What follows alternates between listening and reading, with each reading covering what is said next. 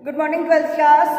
दो कविताएं अपनी पूरी हुई। आज शुरू करते हैं अपन गद्य भाग का अपना चैप्टर जिसका नाम है बाजार दर्शन। इसके लेखक हैं जैनेन्द्र कुमार जी। तो बाजार दर्शन पर आते हैं। सबसे इंटरेस्टिंग टॉपिक है और क्योंकि आपने कॉमर्स फैकल्टी ले रखी है तो आपके विषय से रिलेटेड पार्ट भी ये है कि भाई बाजार दर्शन कि बाजार के दर्शन करो, पर कैसे? सिर्फ अपनी ज़रूरतों के हिसाब से। बहुत सारे लोग ऐसे होते हैं जो बिना किसी मतलब के सिर्फ और सिर्फ पैसा खर्चना जानते हैं। वो किस चक्कर में कि जिससे वो उनका स्टेटस थोड़ा सा प्रबल दिखे, अच्छा घर हो, अच्छी गाड़ी हो और वो भी पूरी सजी धजी हो। घर पे कोई भी आए तो उसकी चकाचौंध से प्रभावित हुए बगैर ना रह सके। देखिए, तो व्यक्ति कुछ भी करे लेकिन वो अपना स्टेटस प्रबल या अच्छा बताने के लिए शॉपिंग जरूर करता है। और शॉपिंग वो कब करेगा? जब उसका बटवा यानी कि पर्स भरा हो। ठीक है, अब यहाँ पर क्या है कि बाजार को जोड़ा है लेखक ने, दो तीन चीजों से जोड़ा है। उन्होंने कहीं पर अपने मित्रों के उदाहरण दिए हैं, कहीं पर उन्होंने अपने परिचितों के उदाहरण दिए हैं और इससे ये स्पष्ट किया है कि कहीं ना कहीं व्यक्ति बाजार से प्रभावित हुए बगैर नहीं रहता। वो बाजार की चकाचौंध से इतना प्रभावित हो जाता है कि अपनी जरूरतों को तो वो भूल जाता है और अनर्गल सामानों की खरीद करके अपनी आर्थिक स्थिति को वो खराब कर लेता है। आर्थिक स्थिति यदि खराब हुई, बजट गड़बड़ाया और फिर भले उसको हानि सहनी पड़े, लेकिन एक बार तो वो बाजार की चकाचौंध में आ ही जाता है। बच्चों, शॉपिंग करना बुरा नहीं है, बाजार जाना बुरा नहीं है, लेकिन उसकी एक लिमिट होनी चाहिए। आपने पत्र पत्रिकाओं में भी पढ़ा होगा, बहुत सारे सोशल मीडिया पर भी ऐसे मतलब ज्ञानवर्धक पॉइंट्स आते ही आते हैं कि व्यक्ति, क्योंकि देखो आज की चकाचौंध भरी जिंदगी में तनाव बहुत मात्रा में फैला हुआ है। हर व्यक्ति किसी न किसी टेंशन से ग्रसित है। तो उस टेंशन को दूर कैसे किया जाए, इसके बहुत सारे तरीके आपको इधर उधर पढ़ने को मिलते होंगे और उनमें से दो तरीके ज्यादा फेमस है। क्या कि अगर व्यक्ति तनाव दूर करना चाहता है तो या तो वो पानी के तट पर चला जाए, नदी के किनारे, समुद्र के किनारे वहां चला जाए, तो पानी की शीतलता को देखकर, पानी के बहाव को देखकर व्यक्ति का तनाव दूर होता है। सही में मनोवैज्ञानिक सच्चाई है ये। और दूसरी चीज है कि व्यक्ति शॉपिंग पर चला जाए। जब व्यक्ति शॉपिंग करता है तो उसका हाव भाव सब चेंज हो जाता है और वो अपने घर की सारी परेशानियों को भूलकर उस बाजार की चकाचौंध में कहीं खो जाता है। तो कुछ पलों के लिए ही सही, लेकिन उसका टेंशन, उसका तनाव दूर जरूर होता है। तो यही चीज इस पार्ट में बताई है कि आपको बाजार से कब प्रभावित होना है, कब प्रभावित नहीं होना है। यहाँ पर सबसे पहले लेखक ने दो मित्रों के बारे में बताया है। एक मित्र वो है जो बाजार गए, एक छोटी सी चीज खरीदने गए थे, लेकिन जब वो आए तो बहुत सारे बंडल उनके पास में थे। बंडलों का मतलब उन्होंने बहुत सारी शॉपिंग कर डाली थी। अब जैसे ही लेखक ने पूछा, अरे ये क्या, तुम तो एक चीज लेने गए थे और लाए तो पूरा बाजार कर लिया है, तो उनके मित्र ने क्या जवाब दिया? ये जो साथ थी, ये का मतलब उनकी पत्नी की तरफ उन्होंने इशारा किया कि मेरी पत्नी मेरे साथ थी, इसलिए मैंने शॉपिंग ज्यादा कर ली। ये तो स्त्रियों का गुण होता है भाई, स्त्रीत्व होता है कि अगर स्त्री शॉपिंग नहीं करे तो वो स्त्री नहीं। ठीक है, यहाँ पर परचेसिंग पावर भी होनी चाहिए, लेकिन फिर भी स्त्रियों का एक नेचुरल गुण होता है, चाहे वो गरीब हो चाहे अमीर हो, उसे शॉपिंग करना बहुत पसंद होता है। और इस गुण के आगे अभी वर्तमान काल तो क्या, आदि काल से पुरुष स्त्रियों के आगे झुकते नजर आए हैं कि अगर स्त्रियों को खरीदारी नहीं करने दी जाए तो उनको बड़ी हानि उठानी पड़ती है, पुरुषों को तनाव झेलना पड़ सकता है। ठीक है, तो एक बात तो आई कि जहां पर स्त्रियां हैं वहां पर बाजार सार्थक हो गई होगा, बाजार की चकाचौंध सार्थक होगी, बाजार का उद्देश्य अपने आप में पूरा हो गई होगा कि वो जो चाहता था लोगों ने सामान खरीद दिया, जो नहीं चाहते थे वो व्यक्ति उन्होंने भी सामान खरीद दिया बाजार की चकाचौंध को देखकर। हम मार्केट गए, जो छोटा सा उदाहरण हो, नागवारा में देख लो, जैसे बीजी जैन की शॉप ज्यादा फेमस है, आप वहां जाओ तो यूं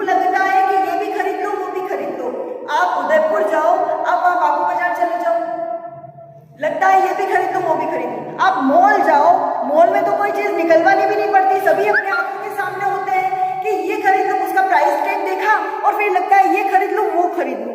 तो यहाँ पर यूँ है कि बाजार अपने आप में इतना सजा धजा सा अट्रैक्ट आकर्षित रूप लेकर हमारे सामने आता है कि हम उससे प्रभावित हो ही जाते हैं।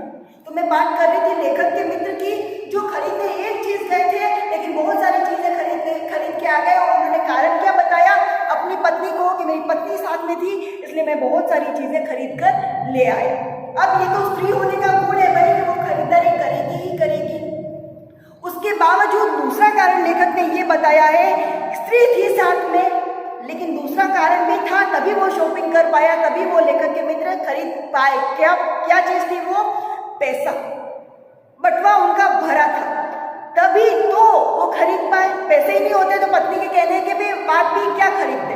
और जब उन्होंने बटवा निकाला तो अपने मित्र को बताया, लेखक को बताया कि देखो अगर ये शाम को रेल के किराए के पैसे भी बचे हों तो मेरी किस्मत है, वरना ये भी मैं बाजार में उड़ा के आ चुका हूँ मेरी पत्नी के कारण।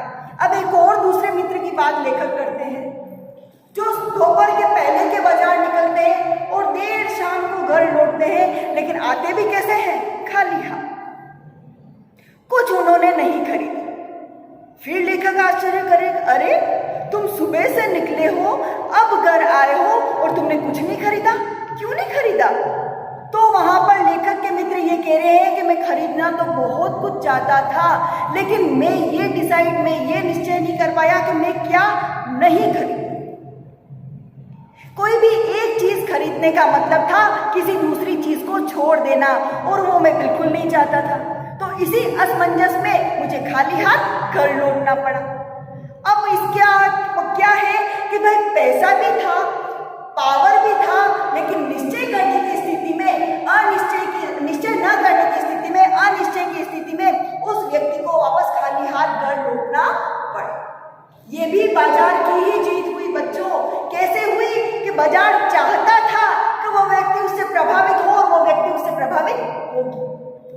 आया ना समझ में? यहाँ पर लेखक ये कह रहे हैं कि पैसा बहुत बड़ी चीज है।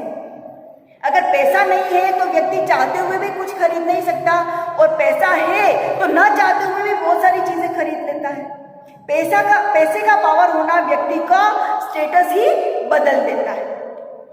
अब दूसरी चीज ये बताई लेखक ने यहाँ पर ये कि इसका एक ही उपाय हो सकता है, व्यक्ति सिर्फ आवश्यकता की चीजों को खरीदे और घर लौट आए। इसका एक ही उपाय है कि व्यक्ति का मन भरा होना चाहिए। अब मन भरा होने का मतलब ये है कि व्यक्ति अपने आप में संतुष्ट हो, अपने पास उपलब्ध संसाधनों से संतुष्ट हो कि मेरे पास सब कुछ है, सिर्फ ये नहीं है और सिर्फ पर्टिकुलर यही चीज मुझे बाजार से आज लाकर खरीदनी है।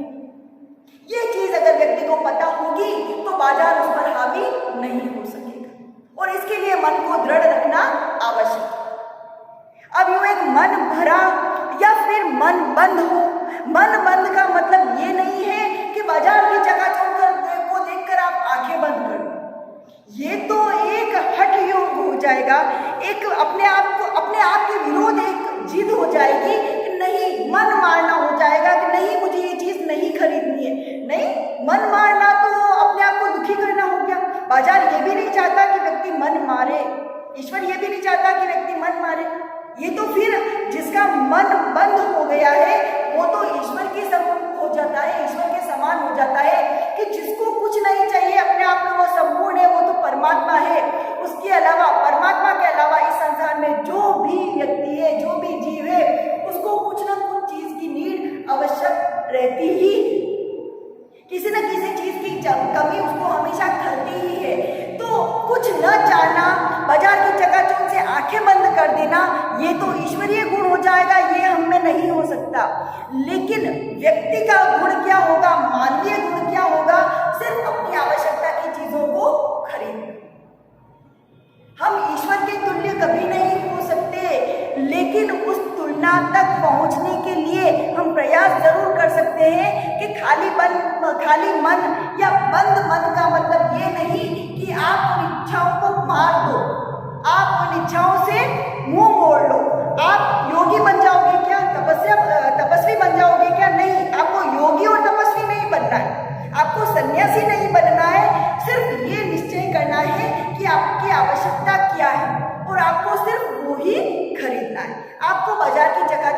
प्रभावित नहीं होना है। यहाँ पर लेखक ने एक बहुत अच्छे परिचित का उदाहरण दिया जिसका नाम है भगत जी चूरन वाले। उनकी क्या विशेषता है? वो चूरन बेचते हैं, ठीक है, और चूरन बेचने वाले नाम से ही वो पूरे शहर में जाने जाते हैं। उनकी क्या एक स्पेशलिटी है कि वो सिर्फ दिन का 6 आने का चूरन बेचते हैं, उतना ही बेचते हैं। 6 आने से ज्यादा अगर चूरन बच गया है उनके पास तो वो बच्चों को फ्री में बांट देंगे, लेकिन 6 आने से ज्यादा 1 रुपया, एक आधा आना भी वो नहीं लेंगे। आया समझ में? यहाँ पर उन भगत जी की क्या विशेषता है कि उनकी दिन की आवश्यकता है 6 आने पैसे की, तो सिर्फ 6 आने जितना ही वो चूरन बनाएंगे, 6 आने जितना ही वो बेचेंगे। बाय चांस किसी परिस्थिति बस ज्यादा हो गया तो वो फ्री में बांट देंगे, लेकिन उसका 1 पैसा ज्यादा नहीं लेंगे। ऐसा व्यक्ति भी दुनिया में होता है जो बाजार की चकाचौंध से कभी प्रभावित नहीं होता। न तो वो किसी को होलसेल के भाव चूरन बेचते हैं, न किसी को वो किसी के ऑर्डर पर वो चूरन बनाते हैं। नहीं, वो आदमी अपनी मानसिकता को लेकर स्वतंत्र है। उसने ये सोच रखा है कि मेरा दिन भर का खर्चा इतना, तो मुझे इतना ही काम करना है, मुझे इतना ही पैसे कमाने हैं। मैं किसी संचय की प्रवृत्ति में नहीं पड़ना चाहता, मुझे किसी के लिए संचय नहीं करना। व्यक्ति का यही तो अच्छा गुण है, सबसे बड़ा प्रबल गुण है कि वो संचयहीन हो जाए, सिर्फ आवश्यकता की पूर्ति करे, संग्रह ना करे कभी। तो भगत जी भी ऐसे ही है, वो संग्रहण प्रवृत्ति के नहीं है।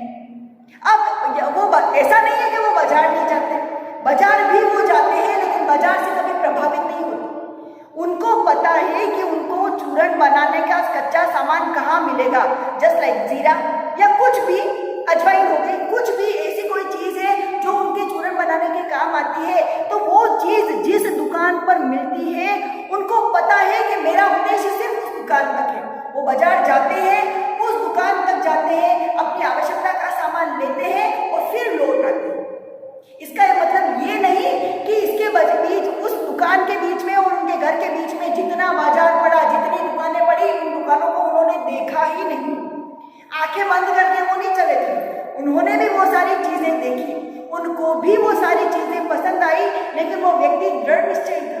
उन्हें पता था कि उनकी आवश्यकता क्या है। उन्होंने अपनी आवश्यकता को पहचाना, अपनी चीज ग्रहण की और वापस घर को लौट गए। ऐसे ही व्यक्ति बाजार को सार्थक करते हैं जो अपनी आवश्यकताओं को पहचानते हैं।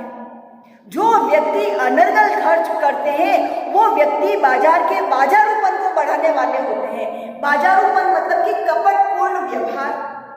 यहाँ पर कपटपूर्ण व्यवहार बाजार का कैसे होगा कि बाजार ऐसा सजा होगा कि व्यक्ति वो ना चाहते हुए भी वो चीजें खरीदेगा। उस व्यक्ति की तो आर्थिक स्थिति हो जाएगी खराब और जो दुकानदार है उसकी आर्थिक स्थिति हो जाएगी मजबूत। तो यहाँ पर असमानता फैल जाएगी समाज में। एक कपटपूर्ण व्यवहार हो जाएगा ग्राहक और दुकानदार के बीच में। ग्राहक देखेगा कि कहीं मैं ठगा ना जाऊं और दुकानदार सोचेगा कि इसको मैं कैसे ज्यादा से ज्यादा ठगूं। उस चीज की वास्तविक कीमत का हम अंदाजा भी नहीं लगा पाएंगे। तो जो व्यक्ति बिना सोचे समझे खरीदारी करते हैं, बिना सोचे समझे बाजार से प्रभावित होते हैं, जो अपनी आवश्यकताओं को नहीं समझते, वो बाजार के कपटपूर्ण व्यवहार को बढ़ावा देते हैं जो समाज में असमानता फैलाता है। ऐसा बिल्कुल नहीं होना चाहिए। हमें हमेशा हमारी आवश्यकताओं को पहचानते हुए ही बाजार जाना चाहिए। आपको बाजार को देखना भी है, आपका ज्ञान बढ़ेगा, आपको पता चलेगा कि ये चीजें आपके आराम में सहायक हो सकती है, आपको और अधिक सुकून दे सकती है, लेकिन हो सकता है वो चीजें आपका आराम बढ़ाने की जगह आपका सुकून, चैन सब छीन ले। आपने बहुत सारी चीजें इकट्ठी कर, छोटी सी बात बता रही हूँ, बहुत सारी चीजें आपने खरीद ली, अब घर पे रखोगे कहाँ पे? उसको अवेरना तो अपने को ही है, उसको साज संभाल तो अपने को ही करनी है। ये लो एक और टेंशन, पहले वाले काम तो पूरे हो ही नहीं रहे, अब इनकी और देखभाल करो, तो ये तो फोकट का टेंशन अपन खरीद के करना है। तो ऐसा ही क्यों ना हो कि जो हमको पता है कि हमारी ये आवश्यकता है और उसी आवश्यकता की चीज को हम खरीदें और सुकून और चैन भरा जीवन हम जी। पाठ का मेन तथ्य था बच्चों कि हमेशा व्यक्ति को अपनी आवश्यकताओं को पहचानते हुए ही खरीदारी करनी चाहिए। Good morning 12th class. दो कविताएं अपनी पूरी हुई। आज शुरू करते हैं अपन गद्य भाग का अपना चैप्टर जिसका नाम है बाजार दर्शन। इसके लेखक हैं जैनेन्द्र कुमार जी। तो बाजार दर्शन पर आते हैं। सबसे इंटरेस्टिंग टॉपिक है और क्योंकि आपने कॉमर्स फैकल्टी ले रखी है तो आपके विषय से रिलेटेड पार्ट भी ये है कि भाई बाजार दर्शन कि बाजार के दर्शन करो, पर कैसे? सिर्फ अपनी ज़रूरतों के हिसाब से। बहुत सारे लोग ऐसे होते हैं जो बिना किसी मतलब के सिर्फ और सिर्फ पैसा खर्चना जानते हैं। वो किस चक्कर में कि जिससे वो उनका स्टेटस थोड़ा सा प्रबल दिखे, अच्छा घर हो, अच्छी गाड़ी हो और वो भी पूरी सजी धजी हो।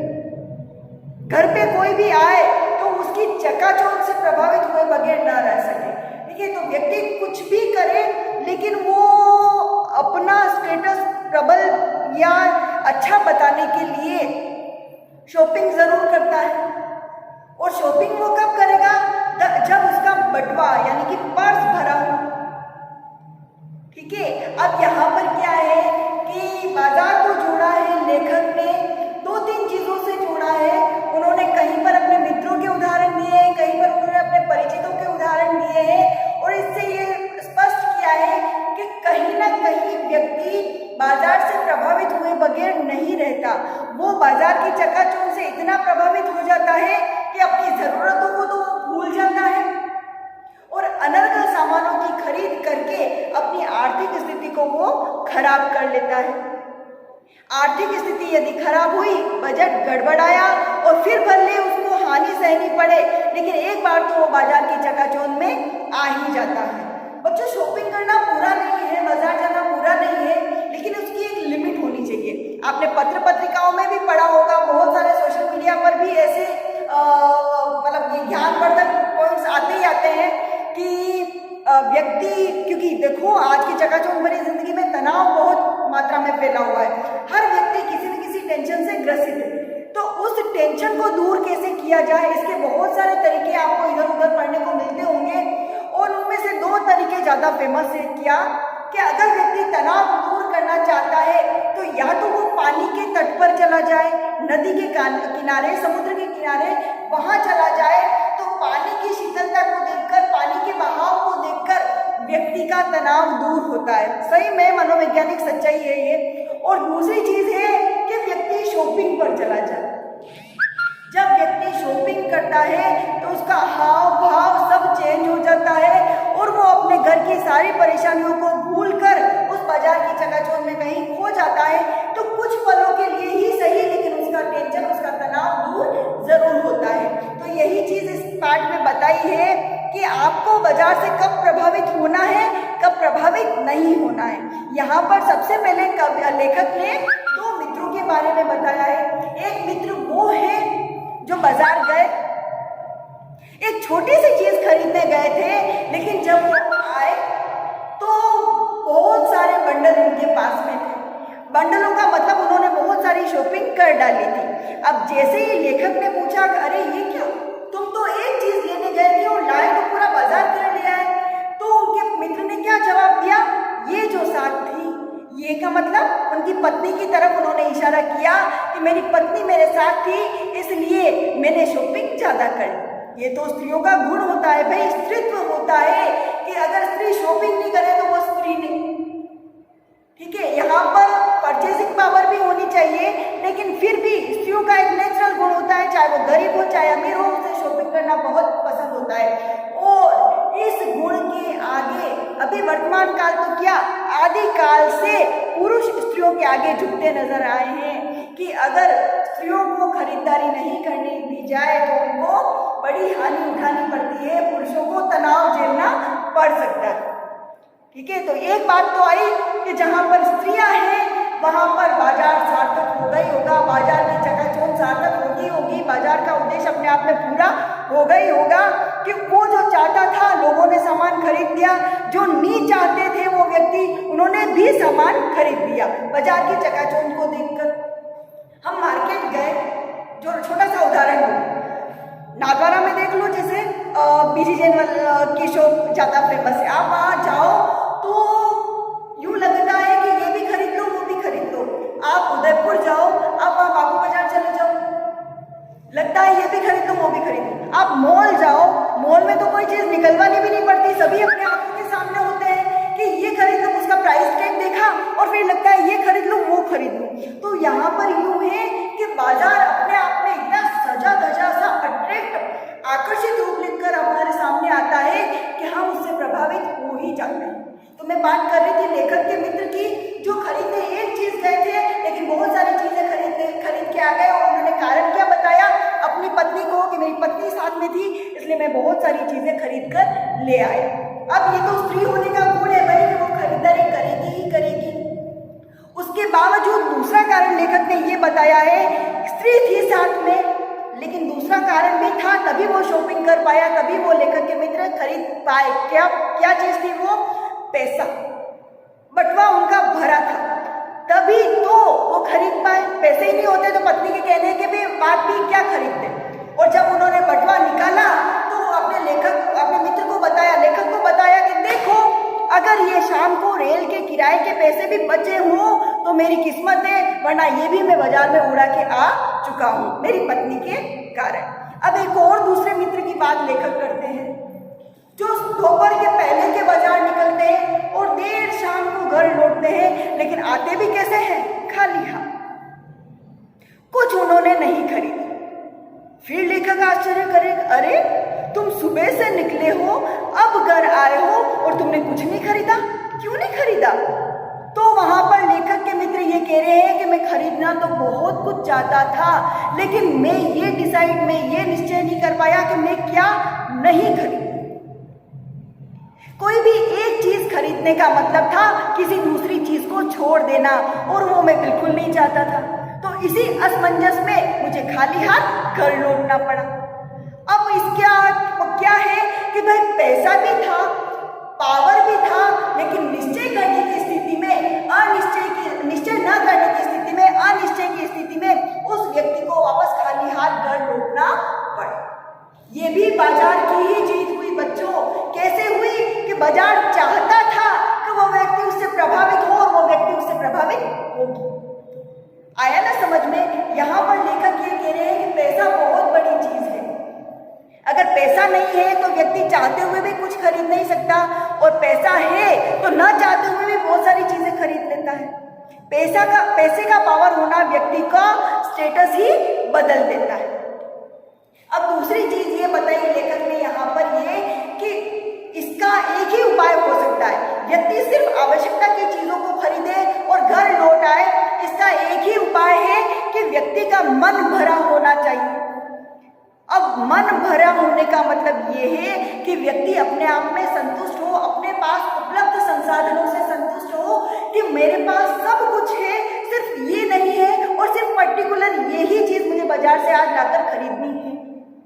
ये चीज अगर व्यक्ति को पता होगी तो बाजार उस पर हावी नहीं हो सकेगा, और इसके लिए मन को दृढ़ रखना आवश्यक है। अब यूं एक मन भरा या फिर मन बंद हो। मन बंद का मतलब ये नहीं है कि बाजार की चकाचौंध को देखकर आप आंखें बंद कर दो। ये तो एक हठ योग हो जाएगा, एक अपने आप के विरोध एक जिद हो जाएगी कि नहीं, मन मारना हो जाएगा कि नहीं, मुझे ये चीज नहीं खरीदनी है। नहीं, मन मारना तो अपने आप को दुखी करना हो गया। बाजार ये भी नहीं चाहता कि व्यक्ति मन मारे, ईश्वर ये भी नहीं चाहता कि व्यक्ति मन मारे। ये तो फिर जिसका मन बंद हो गया है वो तो ईश्वर के समान हो जाता है, ईश्वर के समान हो जाता है कि जिसको कुछ नहीं चाहिए, अपने आप में वो संपूर्ण है, वो तो परमात्मा है। उसके अलावा, परमात्मा के अलावा इस संसार में जो भी व्यक्ति है, जो भी जीव है, उसको कुछ ना कुछ चीज की नीड आवश्यक रहती ही, किसी न किसी चीज की कमी उसको हमेशा खलती ही है। तो कुछ न चाहना, बाजार की चकाचौंध से आंखें बंद कर देना, ये तो ईश्वरीय गुण हो जाएगा, ये हम में नहीं हो सकता। लेकिन व्यक्ति का गुण क्या होगा, मानवीय गुण क्या होगा? सिर्फ अपनी आवश्यकता की चीजों को खरीदना। हम ईश्वर के तुल्य कभी नहीं हो सकते, लेकिन उस तुलना यहाँ तक पहुँचने के लिए हम प्रयास जरूर कर सकते हैं कि खाली मन या बंद मन का मतलब ये नहीं कि आप उन इच्छाओं को मार दो, आप उन इच्छाओं से मुंह मोड़ लो। आप योगी बन जाओगे क्या, तपस्वी बन जाओगे क्या? नहीं, आपको योगी और तपस्वी नहीं बनना है, आपको सन्यासी नहीं बनना है। सिर्फ ये निश्चय करना है कि आपकी आवश्यकता क्या है और आपको सिर्फ वो ही खरीदना है। आपको बाजार की चकाचौंध से प्रभावित नहीं होना है। यहाँ पर लेखक ने एक बहुत अच्छे परिचित का उदाहरण दिया जिसका नाम है भगत जी, चूरन वाले। उनकी क्या विशेषता है? वो चूरन बेचते हैं, ठीक है, और चूरन बेचने वाले नाम से ही वो पूरे शहर में जाने जाते हैं। उनकी क्या एक स्पेशलिटी है कि वो सिर्फ दिन का 6 आने का चूरन बेचते हैं, उतना ही बेचते हैं। 6 आने से ज्यादा अगर चूरन बच गया है उनके पास तो वो बच्चों को फ्री में बांट देंगे, लेकिन 6 आने से ज्यादा 1 रुपया, एक आधा आना भी वो नहीं लेंगे। आया समझ में? यहाँ पर उन भगत जी की क्या विशेषता है कि उनकी दिन की आवश्यकता है 6 आने पैसे की, तो सिर्फ 6 आने जितना ही वो चूरन बनाएंगे, 6 आने जितना ही वो बेचेंगे। बाय चांस किसी परिस्थितिवश ज्यादा हो गया तो वो फ्री में बांट देंगे, लेकिन उसका 1 पैसा ज्यादा नहीं लेंगे। ऐसा व्यक्ति भी दुनिया में होता है जो बाजार की चकाचौंध से कभी प्रभावित नहीं होता। न तो वो किसी को होलसेल के भाव चूरन बेचते हैं, न किसी को वो किसी के ऑर्डर पर वो चूरन बनाते हैं। नहीं, वो आदमी अपनी मानसिकता को लेकर स्वतंत्र है। उसने ये सोच रखा है कि मेरा दिन भर का खर्चा इतना, तो मुझे इतना ही काम करना है, मुझे इतना ही पैसे कमाने हैं। मैं किसी संचय की प्रवृत्ति में नहीं पड़ना चाहता, मुझे किसी के लिए संचय नहीं करना। व्यक्ति का यही तो अच्छा गुण है, सबसे बड़ा प्रबल गुण है कि वो संचयहीन हो जाए, सिर्फ आवश्यकता की पूर्ति करे, संग्रह ना करे कभी भी। तो भगत जी भी ऐसे ही है, वो संग्रहण प्रवृत्ति के नहीं। अब वो ऐसा नहीं है कि वो बाजार नहीं जाते, बाजार भी वो जाते हैं, लेकिन बाजार से कभी प्रभावित नहीं होते। उनको पता है कि उनको चूरन बनाने का कच्चा सामान कहाँ मिलेगा, जस्ट लाइक जीरा या कुछ भी, अजवाइन हो गई, कुछ भी ऐसी कोई चीज है जो उनके चूरन बनाने के काम आती है, तो वो चीज जिस दुकान पर मिलती है उनको पता है कि मेरा उद्देश्य सिर्फ उस दुकान तक है। वो बाजार जाते हैं, उस दुकान तक जाते हैं, अपनी आवश्यकता का सामान लेते हैं और फिर लौट आते हैं।